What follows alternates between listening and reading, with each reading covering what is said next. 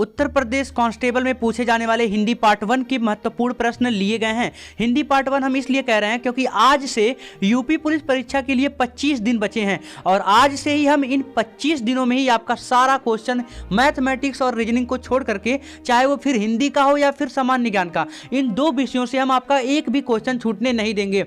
और इन 25 दिनों के अंदर ही इतने प्रैक्टिस सेट करवाएंगे कि आपका एग्जाम जो है, एग्जाम हॉल में जाने के बाद केवल ही नजर आएगी। तो अब बिल्कुल भी देर ना करते हुए चलिए हम क्वेश्चन को शुरू करते हैं। आपका पहला नंबर प्रश्न है, निम्नलिखित किस वाक्य में अकर्मक क्रिया का प्रयोग हुआ है? निम्नलिखित किस वाक्य में अकर्मक क्रिया का प्रयोग हुआ है? तो आपके ऑप्शन है, ऑप्शन ए है मैं सोता हूं, ऑप्शन बी है मैं पाता हूं, ऑप्शन सी है उसने पीटा, ऑप्शन डी है उसने खाई। तो आपका राइट आंसर इनमें से क्या हो जाएगा? आपका सही जवाब मैं सोता हूं हो जाएगा। अब ऑप्शन ए क्या हो जाएगा? मैं सोता हूं। जैसे जिन क्रियाओं के व्यापार का जो फल होता है, अगर वो कर्ता को पड़े तो वो अकर्मक क्रिया कहलाती है। जैसे दिए गए विकल्प में ही जो दिया गया विकल्प है ऑप्शन ए है, उसमें मैं सोता हूं, यही क्या हो जाएगा? अकर्मक क्रिया हो जाएगा।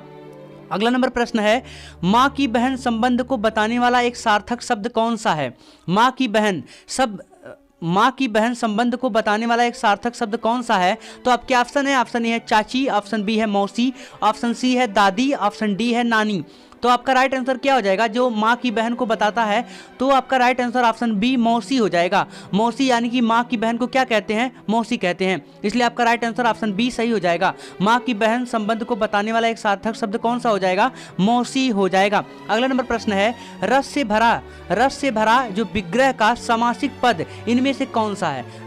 रस से भरा विग्रह का, ये एक विग्रह है रस से भरा विग्रह का एक सामासिक पद इनमें से कौन सा है? तो आपके ऑप्शन है, ऑप्शन ए है रसीली, ऑप्शन बी है रसायन, ऑप्शन सी है रसपुरा, ऑप्शन डी है रसभरा।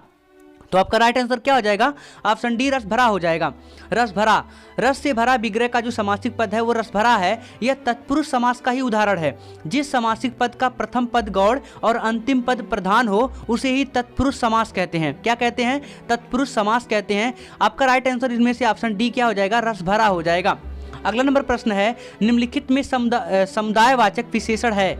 निम्नलिखित में समुदायवाचक विशेषण कौन सा है? तो आपके ऑप्शन है, ऑप्शन ए है प्रत्येक, ऑप्शन बी है दूना, ऑप्शन सी है तीन, ऑप्शन डी है चारों। तो जो सामुदायिक विशेषण है वो कौन सा है? ऑप्शन डी चारों हो जाएगा। चारों क्या हो जाएगा? एक समुदायवाचक जो है, समुदायवाचक विशेषण है। जैसे उपयुक्त विकल्पों में समुदायवाचक विशेषण का उदाहरण कौन है? चारों है। ऐसे विशेषण शब्द जिसमें किसी ऐसे विशेषण शब्द जो होते हैं जिसमें किसी सामूहिक संख्या का बोध होता है उसे समुदायवाचक विशेषण कहते हैं। उसे क्या कहते हैं? समुदायवाचक विशेषण कहते हैं। जैसे दर्जन, एक दर्जन केले होते हैं, 2 दर्जन केले होते हैं, 1 दर्जन केले में कितना केला होता है? तो 12 केले होते हैं। वो संख्या को बता रहा है। जैसे चारों, इनमें प्रत्येक, दूना, तीन, ये चारों, ये सब क्या है? एक समुदाय को बताते हैं। तीन तो अकेले 3 को कह रहा है, जो ऑप्शन बी है दूना, वो दूना ही कह रहा है, मतलब 2 को कह रहा है। लेकिन जो चारों है ये एक समुदाय को बता रहा है, इसलिए चारों हो जाएगा समुदायवाचक विशेषण।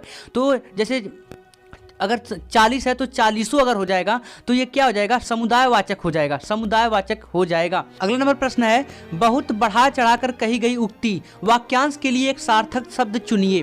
तो आपके ऑप्शन है, ऑप्शन ए है भूमिका, ऑप्शन बी है पृष्ठव्य, ऑप्शन सी है अवैतनिक, ऑप्शन डी है अतिशयोक्ति। तो आपका राइट आंसर क्या हो जाएगा? Option D. आपका राइट आंसर क्या हो जाएगा? ऑप्शन डी अतिशयोक्ति हो जाएगा। जैसे बहुत बढ़ा चढ़ाकर जो कही गई उक्ति है या बात है उसके लिए सार्थक शब्द क्या हो जाएगा? अतिशयोक्ति हो जाएगा। जो बिना वेतन का काम करता है इसके लिए एक शब्द जो है अवैतनिक होता है, तथा जो पूछने योग्य है उसके लिए एक शब्द जो होता है पृष्ठव्य होता है। तो इसलिए पृष्ठव्य जो ऑप्शन बी में दिया है वो नहीं होगा, अवैतनिक ये नहीं होगा। आपका राइट आंसर क्या हो जाएगा? ऑप्शन डी अतिशयोक्ति हो जाएगा। मतलब बहुत ही बढ़ा चढ़ाकर जो कही गई उक्ति होती है उस वाक्यांश के लिए अगर आपको एक सार्थक शब्द चुनना है कि एक ही बार में बहुत बढ़ा चढ़ाकर जो शब्द कहना है, आप सिंपल उसको क्या कह सकते हो? अतिशयोक्ति कह सकते हो। क्या कह सकते हो? अतिशयोक्ति कह सकते हो। अगला नंबर प्रश्न है, दिए गए पर्यायवाची शब्दों में से वाक्य में आए रिक्त स्थानों के लिए सही शब्द चुनना है। जैसे इसमें दिया है तिरंगा भारत का राष्ट्रीय है। क्या है राष्ट्रीय? तिरंगा जो भारत का क्या है? आपके ऑप्शन हम जैसे देंगे आप पहचान जाओगे, हमको पता है। जैसे आपके ऑप्शन है, ऑप्शन ए है निशान, ऑप्शन बी है पताका, ऑप्शन सी है चिन्ह, ऑप्शन डी है ध्वज। तो आपका राइट आंसर इनमें से क्या हो जाएगा? ऑप्शन डी ध्वज हो जाएगा। अगर आप सोचोगे कि निशान होगा तिरंगा भारत का राष्ट्रीय निशान है, तो ये क्या हो जाएगा, गलत हो जाएगा। अगर तिरंगा भारत का राष्ट्रीय पताका है, ये क्या हो जाएगा, गलत हो जाएगा। राष्ट्रीय चिन्ह है, ये भी गलत हो जाएगा। तिरंगा राष्ट्रीय चिन्ह नहीं है। तो भारत जो तिरंगा है भारत का राष्ट्रीय ध्वज है। क्या है, राष्ट्रीय ध्वज। तो आपका राइट आंसर ऑप्शन डी क्या हो जाएगा, राष्ट्रीय ध्वज हो जाएगा। मतलब इसका जो सार्थक वाक्य है क्या है, तिरंगा जो है भारत का क्या है, राष्ट्रीय ध्वज है। अगला नंबर प्रश्न है, सन 1968 ईस्वी में किस साहित्यकार को ज्ञानपीठ पुरस्कार मिला था। सन 1968 ईस्वी को कौन सा ऐसा साहित्यकार था, मतलब कौन सा ऐसा साहित्यकार था जिसको ज्ञानपीठ पुरस्कार दिया गया था। तो आपके ऑप्शन है, ऑप्शन ए है रामधारी सिंह दिनकर को, ऑप्शन बी है सूर्यकांत निराला त्रिपाठी को, ऑप्शन सी है सुमित्रा नंदन पंत को, ऑप्शन डी है सच्चिदानंद हीरानंद वात्सल्य अज्ञेय को। तो आपका राइट आंसर क्या हो जाएगा, ऑप्शन सी सुमित्रा नंदन पंत हो जाएगा। मतलब जब वर्ष 1968 चल रहा था तो उसमें सुमित्रा नंदन पंत को ज्ञानपीठ पुरस्कार मिला था। भारतीय ज्ञानपीठ की स्थापना हुई थी वो 1944 ईस्वी में हुई थी, तथा ज्ञानपीठ पुरस्कार का प्रारंभ हुआ था वो 1965 ईस्वी से हुआ था। स्थापना 1944 ईस्वी में हुई थी। दोस्तों ये क्वेश्चन बहुत ही ज़्यादा इंपॉर्टेंट हो सकता है, परीक्षा में पूछा भी जा सकता है। तो भारतीय ज्ञानपीठ की जो स्थापना हुई थी 1944 ईस्वी में हुई थी, तथा जो ज्ञानपीठ पुरस्कार का प्रारंभ हुआ था वो हुआ था 1965 ईस्वी में। तो 57वां ज्ञानपीठ जो पुरस्कार था 2022 में कोंकणी उपन्यास दामोदर मौजो को प्रदान किया गया था। लेकिन 1968 में जो मिला था वो ज्ञानपीठ पुरस्कार किसको मिला था, तो सुमित्रा नंदन पंत को हो जाएगा। किसको हो जाएगा, सुमित्रा नंदन पंत। आपका राइट आंसर क्या हो जाएगा, सुमित्रा नंदन पंत हो जाएगा। अगला नंबर प्रश्न है, नंददास इनमें से किस ग्रंथ के लेखक हैं। तो आपके ऑप्शन है, ऑप्शन ए है भाव विलास के, ऑप्शन बी है ललित ललाम के, ऑप्शन सी है रस मंजरी के, ऑप्शन डी है छत्रसाल दशक के। तो आपका राइट आंसर इनमें से क्या हो जाएगा, ऑप्शन सी रस मंजरी हो जाएगा। मतलब दिए गए विकल्पों में नंददास रस मंजरी के लेखक हैं, भाव विलास के लेखक जो हैं देव हैं, वो ललित ललाम के लेखक कौन है, मतीराम है, तथा छत्रसाल दशक के लेखक भूषण जी हैं। तो नंददास इनमें से किस ग्रंथ के लेखक हैं ये आपसे पूछ रहा है। तो आपके ऑप्शन है जो है, आपका राइट आंसर क्या हो जाएगा, ऑप्शन सी रस मंजरी हो जाएगा। नंददास इनमें से किस ग्रंथ के लेखक हैं, तो रस मंजरी लेखक के ग्रंथ हैं। अगला नंबर प्रश्न है, निम्न में से कौन सा माल गोदाम शब्द के समास विग्रह का सही रूप है। तो आपके ऑप्शन है, ऑप्शन ए है माल से गोदाम, ऑप्शन बी है माल बनाने के लिए गोदाम, ऑप्शन सी है माल के लिए गोदाम, ऑप्शन डी है माल और गोदाम। तो आपका राइट आंसर क्या हो जाएगा, ऑप्शन सी माल के लिए गोदाम हो जाएगा। मतलब क्वेश्चन क्या था, इनमें से कौन सा माल गोदाम शब्द के लिए समास विग्रह का सही रूप है। तो माल के लिए गोदाम क्या हो जाएगा, माल गोदाम का समास विग्रह हो जाएगा। अगला नंबर प्रश्न है, दिए गए वाक्य के लिए अनावश्यक प्रसर्गों को हटाकर सही वाक्य छांटना है। तो क्या है, पहले हम देख लेते हैं इसको। वह छत पर से नीचे को गिर पड़ा, ये गलत वाक्य भी हो सकता है। तो इसमें से आपका राइट आंसर क्या है, इसको हटा करके आपको सही वाक्य को छांट कर लिखना है। हम ऑप्शन देते हैं, आपके ऑप्शन है, ऑप्शन ए है वह छत पर नीचे से गिर पड़ा, ऑप्शन बी है वह छत से नीचे गिर पड़ा, ऑप्शन सी है वह छत से नीचे को गिर पड़ा, ऑप्शन डी है वह छत पर से नीचे गिर पड़ा। तो आपका राइट आंसर इनमें से क्या हो जाएगा, आपको पढ़ने से ही पता चल जा रहा होगा कि ऑप्शन बी वह छत से नीचे गिर पड़ा यही सही वाक्य हो जाएगा। मतलब राइट आंसर ऑप्शन बी वह छत से नीचे गिर पड़ा ही हो जाएगा। अगला नंबर प्रश्न है, केंद्रीय हिंदी निदेशालय की स्थापना कब हुई थी। तो आपके ऑप्शन है, ऑप्शन ए है वर्ष 1973 ईस्वी में, ऑप्शन बी है वर्ष 1981 ईस्वी में, ऑप्शन सी है वर्ष 1992 ईस्वी में, ऑप्शन डी है वर्ष 1960 ईस्वी में। तो आपका राइट आंसर क्या हो जाएगा, ऑप्शन डी ही हो जाएगा, वर्ष 1960 ईस्वी हो जाएगा। मतलब केंद्रीय हिंदी निदेशालय की जो स्थापना हुई थी वास्तव में तो 1 मार्च 1960 ईस्वी को शिक्षा मंत्रालय, अब जो है उच्चतर शिक्षा विभाग जैसे मानव संसाधन विकास मंत्रालय की अधीन हो गई थी। तो इसका मूल उद्देश्य जो था वो भारत के संविधान के अनुच्छेद 351 में हिंदी भाषा के विकास के लिए दिए गए निर्देश का अनुपालन करना था। वर्तमान में मानव संसाधन विकास मंत्रालय का जो नाम है वही बदलकर क्या हो गया है, शिक्षा मंत्रालय ही कर दिया गया है। तो आपका राइट आंसर इनमें से क्या हो जाएगा, 1 मार्च यानी 1960 ईस्वी हो जाएगा। ऑप्शन डी वर्ष 1960 ईस्वी हो जाएगा। केंद्रीय हिंदी निदेशालय की स्थापना कब हुई थी, तो 1960 ईस्वी हो जाएगी। हम बार बार इस बात को इसलिए रिपीट कर रहे हैं क्योंकि अगर ये परीक्षा में आ सकता है, हिंदी का है, चूंकि किसका है, हिंदी का है, तो ये हिंदी के परीक्षा में तो मतलब किसी भी एग्जाम के हिंदी वाले सेक्शन में ये पूछ सकता है। तो वर्ष 1960 ईस्वी ही हो जाएगा। अगला नंबर प्रश्न है, निम्नलिखित में से सही वाक्य की पहचान कीजिए। अब ये जो वाक्य दिए गए हैं हम ऑप्शन देने वाले हैं ये गलत भी हो सकते हैं, इनमें से जो सही वाक्य है उसको आपको पहचानने हैं। तो आपके ऑप्शन है, ऑप्शन ए है वह देर से सोकर उठता है, ऑप्शन बी है वह देर के साथ सोकर उठता है, ऑप्शन सी है वह देर तक सोकर उठता है, ऑप्शन डी है वह देर को सोकर उठता है। तो पढ़ने से ही आपको पता चल जाएगा, क्योंकि आप अगर आप उनमें मन से पढ़ते हो उसमें, तो पढ़ने से ही आपको पता चल सकता है कि इनमें से सही वाक्य क्या है। तो आपका राइट आंसर इनमें से क्या हो जाएगा, ऑप्शन सी हो जाएगा, वह देर तक सोकर उठता है। इनमें से सही वाक्य क्या हो जाएगा, वह देर तक सोकर उठता है, ये हो जाएगा। विकल्प में दिए गए वाक्यों में से सही वाक्य वह देर तक सोकर उठता है, यही हो जाएगा। अगला नंबर प्रश्न है, निम्नलिखित में से बहुवचन शब्द है, मतलब कौन सा ऐसा शब्द है जो बहुवचन का काम करता है। जैसे आपके ऑप्शन है, ऑप्शन ए है डिबिया, ऑप्शन बी है हीरा, ऑप्शन सी है प्याला, ऑप्शन डी है समाचार। तो आपका राइट आंसर क्या हो जाएगा इनमें से, आपका राइट आंसर ऑप्शन डी समाचार हो जाएगा। बहुवचन शब्द का जो बहुवचन इनमें से शब्द है वो क्या हो जाएगा, समाचार हो जाएगा। डिबिया नहीं, हीरा नहीं, प्याला नहीं, बल्कि क्या हो जाएगा, आपका राइट आंसर ऑप्शन डी समाचार हो जाएगा। अगला नंबर प्रश्न है, निम्नलिखित में से कौन सा स्त्रीलिंग शब्द है, निम्नलिखित में से कौन सा शब्द स्त्रीलिंग का शब्द है। तो आपके ऑप्शन है, ऑप्शन ए है नमक, ऑप्शन बी है लौंग, ऑप्शन सी है भात, ऑप्शन डी है पनीर। तो आपका राइट आंसर क्या हो जाएगा, ऑप्शन बी लौंग हो जाएगा। निम्नलिखित में से स्त्रीलिंग का शब्द कौन सा है, लौंग। लौंग क्या हो जाएगा, ये एक स्त्रीलिंग शब्द है। पनीर लग रहा होगा आपको, लेकिन पनीर क्या होगा, ये स्त्रीलिंग शब्द नहीं है। तो लौंग क्या हो जाएगा, ये स्त्रीलिंग शब्द हो जाएगा। अगला नंबर, अच्छा ये जो नमक और भात और पनीर है ये क्या है, ये अगर कोई पूछ लिया तो ये क्या हो जाएगा, ये पुल्लिंग हो जाएगा, जबकि लौंग क्या हो जाएगा, ये स्त्रीलिंग हो जाएगा। अगला नंबर प्रश्न है, निरंतरता बोधक संयुक्त क्रिया का उदाहरण है। इनमें से कौन सा जो ऑप्शन हम देने वाले हैं, आपके ऑप्शन है, ऑप्शन ए है दे डालो, ऑप्शन बी है पानी बरसने लगा, ऑप्शन सी है बरसता रहता है, ऑप्शन डी है पा लिया। तो जो है निरंतरता बोधक संयुक्त क्रिया का उदाहरण कौन सा है, तो ये बरसता रहता है, ये हो जाएगा।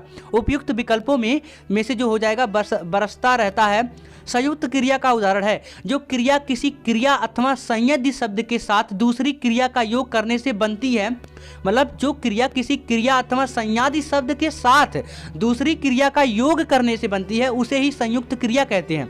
उसे क्या कहते हैं, संयुक्त क्रिया कहते हैं। तो उपयुक्त शब्दों में जो निरंतरता बोधक संयुक्त क्रिया है वो क्या हो जाएगा, बरसता रहता है, ये हो जाएगा। अगला नंबर प्रश्न है, निम्नलिखित में से कौन सा पुल्लिंग शब्द है, निम्नलिखित में से कौन सा क्या है, पुल्लिंग शब्द है।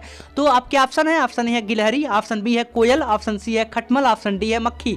तो आपका राइट आंसर क्या हो जाएगा इनमें से आपका राइट आंसर सही जवाब क्या हो जाएगा, खटमल हो जाएगा। हिंदी व्याकरणों में जो दो लिंग जो होते हैं दो प्रकार के माने गए हैं। उपयुक्त दिए गए विकल्पों में से जो खटमल है वो पुल्लिंग शब्द है, जबकि जो गिलहरी है, कोयल है तथा मक्खी है ये सब क्या हो जाएंगे, स्त्रीलिंग शब्द हो जाएंगे। अगला नंबर प्रश्न है, निम्नलिखित में से सही वाक्य की पहचान कीजिए। फिर भी वैसे ही वाक्य आने वाले हैं जो आपको गलत रहेंगे। इनमें से एक वाक्य आपका सही रहेगा, उनमें से आपको सही वाक्य चुनकर आपको बताने हैं। तो आपके ऑप्शन है, ऑप्शन ए है दुश्मन ने गोलों और तोपों से आक्रमण किया, ऑप्शन बी है दुश्मन ने गोलों और तोपों से आक्रमण किया, ऑप्शन सी है दुश्मन ने गोला और तोपों से आक्रमण किया, ऑप्शन डी है दुश्मन ने गोले और तोपे से आक्रमण किया। तो आपका राइट आंसर इनमें से क्या हो जाएगा, आपका राइट आंसर ऑप्शन बी दुश्मन ने गोलों और तोपों से आक्रमण किया, ये हो जाएगा। अगला नंबर प्रश्न है, रानी केतकी की कहानी के लेखक कौन है। ये क्लास 10 के लिए भी इंपॉर्टेंट है। ये क्वेश्चन जो हम ये क्वेश्चन लिए हैं, रानी केतकी की कहानी के लेखक कौन है, ये कौन हो जाएंगे। तो आपके ऑप्शन है, ऑप्शन ए है राम प्रसाद निरंजनी, ऑप्शन बी है सैयद इंसा अल्लाह खान। अगर आप 10वीं कक्षा में पढ़ते हो तो आप इसको कमेंट करके जरूर बताना। चलिए हम बता देंगे। ऑप्शन सी है लल्लू जी लाल, ऑप्शन डी है सदल लाल मिश्रा। तो आपका राइट आंसर क्या हो जाएगा, इनमें से आप बता सकते हो कमेंट में। चलिए हम बता देते हैं आपको। आपका right answer option B Syed Isa Allah Khan हो जाएगा। रानी केतकी के जो कहानी के लेखक हैं वो कौन हो जाएंगे, सैयद ईसा अल्लाह खां हो जाएंगे।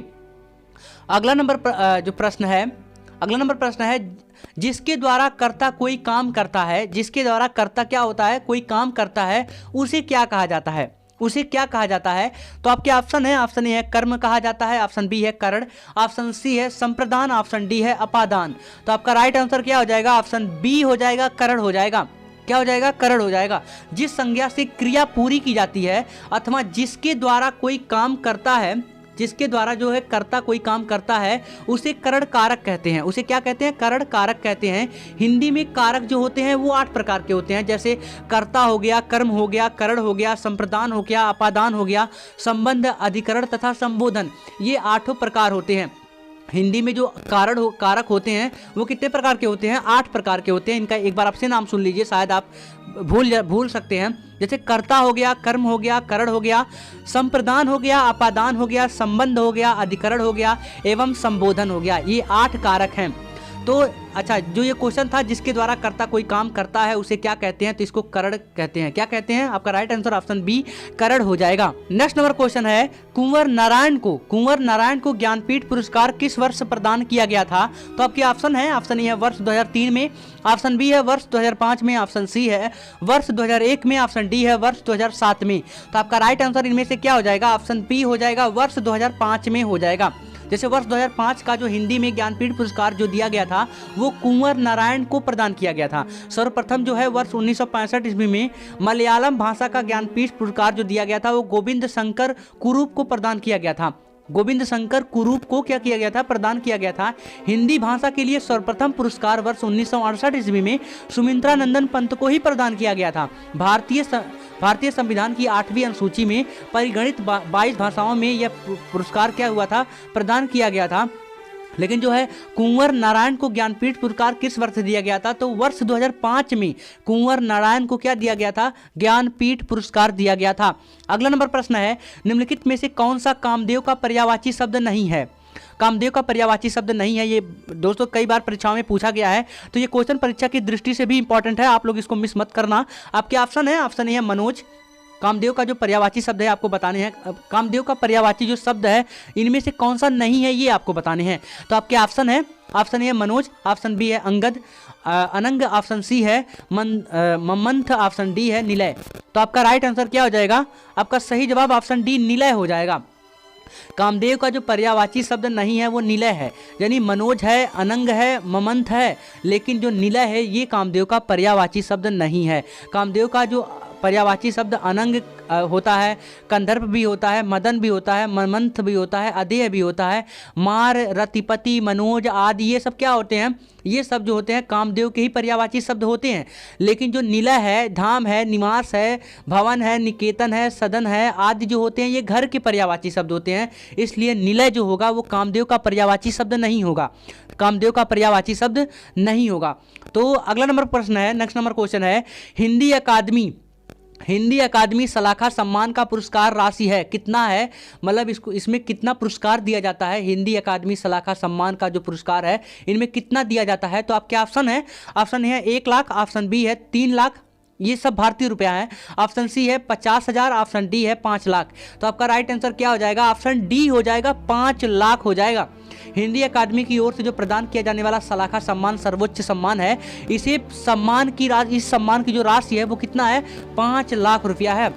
नेक्स्ट नंबर क्वेश्चन है, निम्नलिखित में से कौन सी रचना जो है नरोत्तम दास की है? तो आपके ऑप्शन है, ऑप्शन ए है सुदामा चरित, ऑप्शन बी है हनुमंत्राटक, ऑप्शन बी है, ऑप्शन जो सी है रुक्मणी मंगल, ऑप्शन सी है जानकी मंगल। तो इनमें से आपका राइट आंसर क्या हो जाएगा? मतलब आपका right answer option A Sudama चरित्र हो जाएगा। निम्नलिखित में से कौन सी रचना जो है नरोत्तम दास की है? तो ये सुदामा चरित्र किसने लिखा था? तो नरोत्तम दास जी ने लिखा था। अगला नंबर प्रश्न है, निम्नलिखित में कौन सा गुणवाचक विशेषण नहीं है? निम्नलिखित में कौन सा जो है गुणवाचक विशेषण नहीं है? तो आपके ऑप्शन है, ऑप्शन ए है सच्ची बात, ऑप्शन बी है मनु अनाज, ऑप्शन सी है गोल आंखें, ऑप्शन डी है गुलाबी रंग।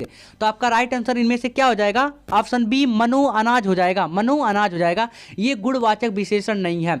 जिस विशेषण से किसी संज्ञा व सर्वनाम का गुण, दोष, रूप, रंग, आकार, जो प्रकार होता है, आकार, प्रकार, इसकी दशा आदि का पता चलता है उसे ही तो गुणवाचक विशेषण कहते हैं। उपयुक्त दिए गए वाक्यों में जो विकल्प दिए गए थे उनमें से मनु अनाज जो है गुणवाचक विशेषण नहीं है, यह संख्यावाचक संख्यावाचक विशेषण का उदाहरण है। अन्य सभी जो गुणवाचक विशेषण के उदाहरण हैं। अन्य सभी किसके भी उदाहरण हैं? तो गुणवाचक विशेषण के उदाहरण हैं। मतलब ये क्वेश्चन पूछ रहा था कि गुणवाचक विशेषण इनमें से कौन सा नहीं है, तो आपका राइट आंसर ऑप्शन बी ही हो जाएगा, मनो अनाज। ये गुणवाचक विशेषण नहीं है। मतलब सच्ची बात जो है, गोल आंखें हैं, गुलाबी रंग जो हैं, ये क्या है? गुणवाचक विशेषण हैं। अगला नंबर प्रश्न है, कोई आया था, कोई आया था वाक्य में कौन सा सर्वनाम भेद का प्रयोग हुआ है? वो इस वाक्य में मतलब कौन से सर्वनाम भेद का उपयोग हुआ है? तो आपके ऑप्शन है, ऑप्शन ए है प्रश्नवाचक, ऑप्शन बी है पुरुषवाचक, ऑप्शन सी है निजवाचक, ऑप्शन डी है अनिश्चयवाचक। तो आपका राइट आंसर इनमें से क्या हो जाएगा? ऑप्शन डी हो जाएगा, अनिश्चयवाचक हो जाएगा। प्रश्न में जो दिए गए वाक्य कोई आया था, इसमें जो है अनिश्चयवाचक जो सर्वनाम भेद का प्रयोग हुआ है। मतलब इनमें से अनिश्चयवाचक सर्वनाम का क्या हुआ है? प्रयोग हुआ है। जो शब्द जो है, जो शब्द संज्ञा के स्थान पर प्रयोग किए जाते हैं, उन्हें सर्वनाम कहा जाता है। उन्हें क्या कहा जाता है? उन्हें सर्वनाम कहा जाता है। सर्वनाम जो होते हैं वो 6 प्रकार के होते हैं, जैसे पुरुषवाचक हो गया, निजवाचक हो गया, निश्चयवाचक हो गया, अनिश्चयवाचक हो गया, संबंधवाचक हो गया तथा प्रश्नवाचक हो गया। ये क्या हो जाते हैं? ये सब सर्वनाम के ही क्या हैं? भेद हैं। दोस्तों आई होप ये सारे 2500 क्वेश्चन आपको ये समझ में आए होंगे। अगर वीडियो अच्छा लगा होगा, अगर हमारी मेहनत पसंद आ रही होगी आपको, तो वीडियो को लाइक कर दो, चैनल को सब्सक्राइब कर दो और ऐसे ही आप लोग सपोर्ट बनाए रखिएगा। मिलते हैं अगले वीडियो में, तब तक के लिए धन्यवाद। जय हिंद दोस्तों।